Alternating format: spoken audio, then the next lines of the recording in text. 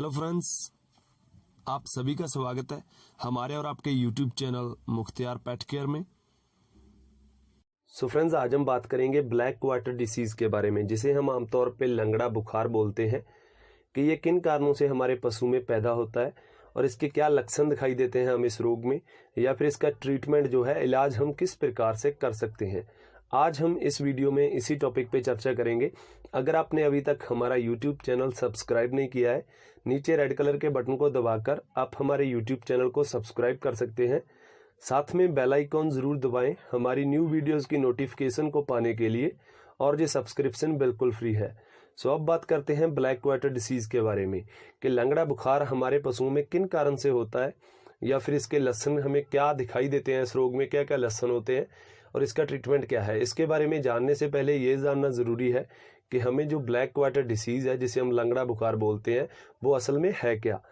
तो इसके बारे में बात करते हैं। यह रोग जो है मुख्य रूप में गाय और भैंसों में पाया जाने वाला एक बैक्टीरियल रोग है।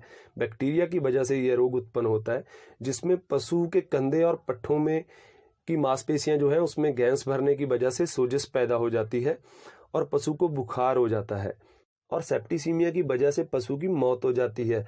यह रोग ज्यादातर पशुओं में गाय में अधिक होता है भैंसों की तुलना में, लेकिन जो ब्लैक क्वार्टर डिसीज है वो संक्रामक यानी सूत का रोग नहीं है, और ये गर्म जलवायु वाले क्षेत्रों में यह रोग तेजी से फैलता है, और बारिश के मौसम में इस रोग का जो प्रकोप है वो अधिक होता है। इस रोग में मौत दर जो है वो बहुत अधिक होती है, यानी ज्यादातर पशु जो लंगड़ा बुखार की चपेट में आ जाते हैं, ब्लैक क्वार्टर डिसीज से अफेक्टेड हो जाते हैं, उससे 80 से 90% पशुओं की जो है मौत हो जाती है। हम सिर्फ 10 से 20% पशुओं को ही बचा सकते हैं जो ब्लैक क्वार्टर डिसीज से अफेक्टेड है, तो इसमें मौत दर जो है वो बहुत ज्यादा अधिक है।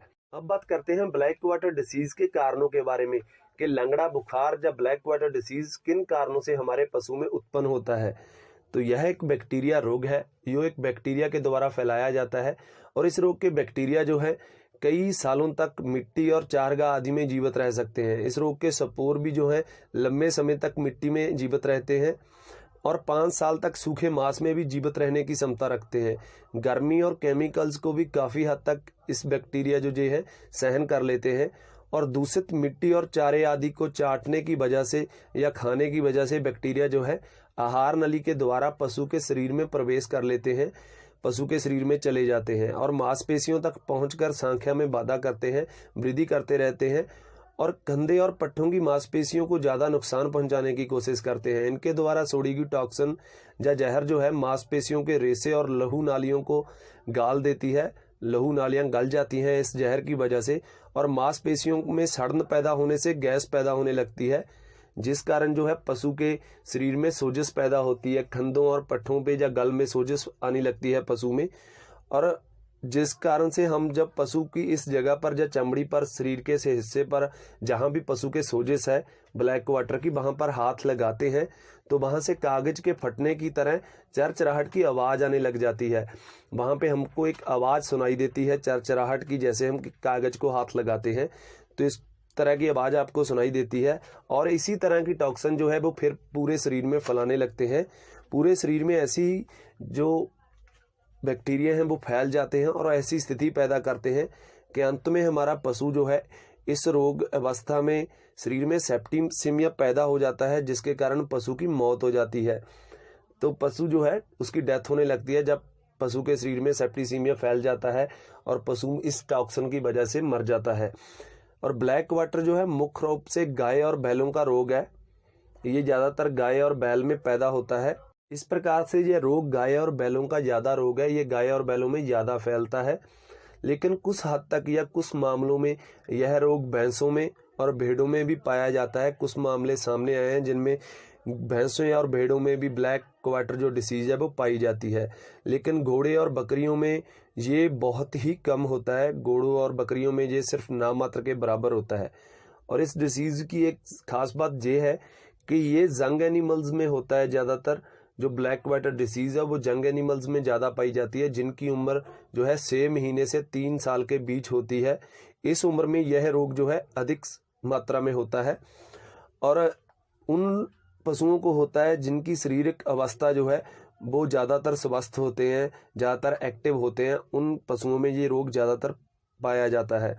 अगर हम बात करें इससे ज़्यादा उम्र के पशुओं की, जो 3 साल की उम्र के बाद यह रोग जो है वो बहुत ही कम होता है या नामात्र के बराबर होता है।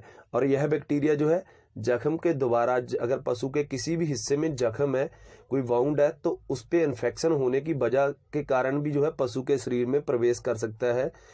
ये जख्म के द्वारा पशु के शरीर में प्रवेश करके वृद्धि करता है और उसे ब्लैक क्वार्टर अपनी चपेट में ले लेता है। तो जख्म की वजह से भी जो है ब्लैक क्वार्टर डिसीज हो सकती है।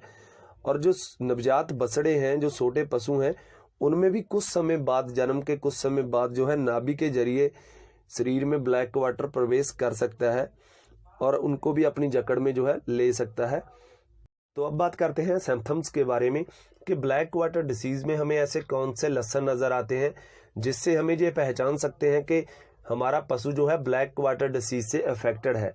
तो सबसे पहला जो लक्षण हमें नजर आता है, पशु को हाई फीवर हो जाता है, तेज बुखार होता है पशु को, जो कि 106 डिग्री से 108 डिग्री फ़ारेनहीट तक बुखार हो सकता है, या फिर कुछ मामलों में जो बुखार है इससे थोड़ा कम भी हो सकता है।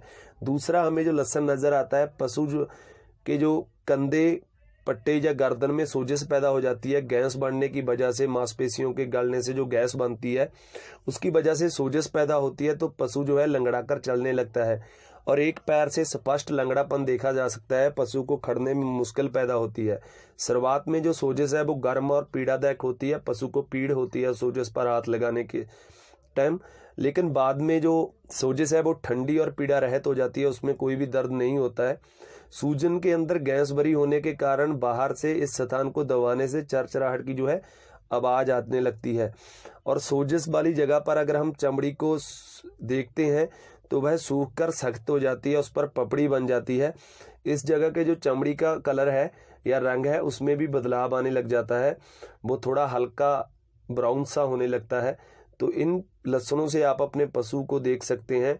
उसकी सोजिश की जगह में अगर बदलाव आ रहा है तो पशु जो है ब्लैक क्वार्टर डिसीज से अफेक्टेड हो चुका है, वो लंगड़ा बुखार की चपेट में आ चुका है। और इसके बाद का लक्षण हमें दिखाई देता है कि हमारा पशु, अगर हम पशु के इस सोजिश वाली जगह पे चीरा लगाएं तो काले रंग का ब्लड निकलता है जिसमें जग मिली होती है, और साथ में हमारा पशु जो है खाना पीना बंद कर देता है, वो चारा बिल्कुल नहीं लेता और जगाली बंद कर देता है। सुस्त अवस्था में हमारा पशु जो है बैठा रहता है। तो ऐसी स्थिति में टेम्परेचर जो है पशु का एकाएक तेजी से गिर जाता है और पशु की 2 से 3 दिन में ही मृत्यु हो जाती है, पशु जो है उसकी मौत हो जाती है। कई बार ऐसा भी होता है कि पशु जो है बिना कोई लक्षण प्रगटाए लंगड़े बुखार के मौत के मुंह में चला जाता है। इसके बाद हम बात करते हैं कि हम अपने पशु का जो डायग्नोस है वो किस प्रकार से कर सकते हैं। तो पशु का डायग्नोस जो है वो हम किस प्रकार से कर सकते हैं। पशु का डायग्नोस हम सूजन से निकले फ्लूइड को निकालकर जो है जांच के दोबारा करवा सकते हैं, या फिर लक्षणों के आधार पर हम डायग्नोस कर सकते हैं। जैसे पशु के कंधे पे या फिर पट्ठों पे सोजिश है, उससे निकला हुआ फ्लूइड जो है अगर वो काला और झागदार है तो हमारे पशु को ब्लैक क्वार्टर डिसीज है। अगर तेज फीवर है, हमारा पशु सुस्त है और खाना पीना जुगाली बंद कर देता है, तो भी उसे ब्लैक क्वार्टर डिसीज की चपेट में आ चुका है।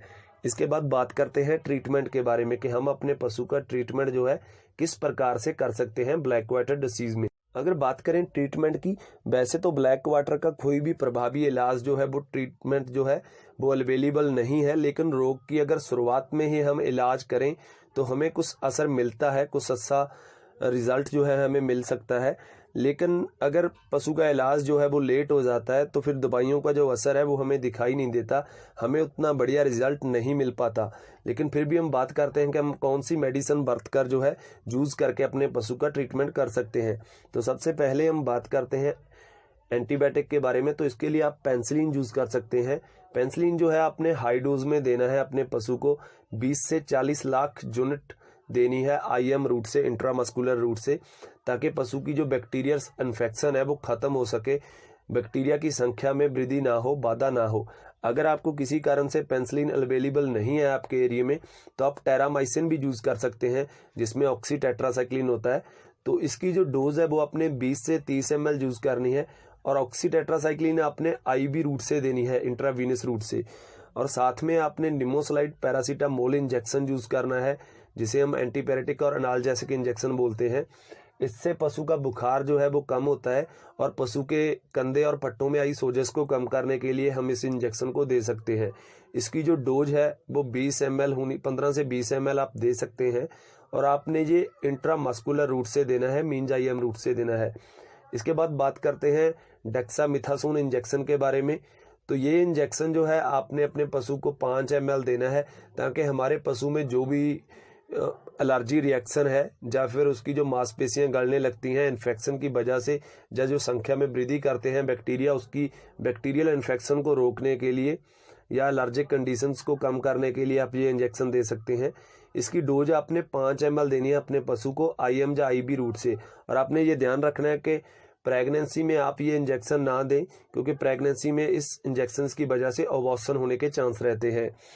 तो इसके बाद यही सभी जो मेडिसिन है ये आप शुरुआती अवस्था में ही अपने पशु को दें तो असर कर सकती हैं, लेकिन इसलिए आप लक्षण प्रकट होने पर ही जो ट्रीटमेंट जो है आप तभी देना स्टार्ट कर दें। इसमें कोई भी देरी ना करें। अगर इलाज में कोई भी कमी या देरी हो जाती है तो हमारे पशु का जो है नुकसान हो सकता है, उसमें कोई भी प्रभावी इलाज जो है वो हमें नहीं मिल सकेगा। इसके बाद बात करते हैं कंट्रोल के बारे में कि हम किस प्रकार से ब्लैक वाटर डिसीज को कंट्रोल कर सकते हैं। अगर आपने पशु के इस जानलेवा रोग से बचाना चाहते हैं, ब्लैक वाटर से बचाने के लिए आप पशु को 3 महीने की उम्र के बाद ही हर साल मई या जून के महीने में पशु का टीकाकरण करवाएं, पशु को वैक्सीन लगवाएं। 14 दिन के बाद जो है पशु के शरीर में रोग के खिलाफ इम्यूनिटी पैदा हो जाती है, जिससे पशु को ब्लैक वाटर डिसीज जो है वो अपनी चपेट में नहीं लेती। और रोग से प्रभावित क्षेत्रों में पशु को वैक्सीन जरूर लगवानी चाहिए। अगर आपको शंका है कि आपका पशु ब्लैक वाटर डिसीज की चपेट में आ रहा है तो आप अपने पशु को पेनिसिलिन इंजेक्शन लगाते रहें। इस प्रकार से जो है आप अपने पशु को इस जानलेवा रोग से बचा सकते हैं। आप अपने पशु को ब्लैक वाटर के जो चपेट में आने से या अफेक्टेड होने से अपने पशु को इस प्रकार से बचा सकते हैं। आपने पेनिसिलिन अपने पशु को जो है देते रहना है। तो अगर आपको हमारी वीडियो अच्छी लगी तो लाइक कीजिए हमारी वीडियो को और साथ में अपने दोस्तों के साथ शेयर करें इस वीडियो को, ताकि उनको भी इस ट्रीटमेंट के बारे में पता चल सके। और ऐसी ही वेटनरी वीडियोस को देखने के लिए हमारे YouTube चैनल को सब्सक्राइब करें। और हमारी वीडियोस को देखने और पसंद करने के लिए आपका बहुत बहुत धन्यवाद।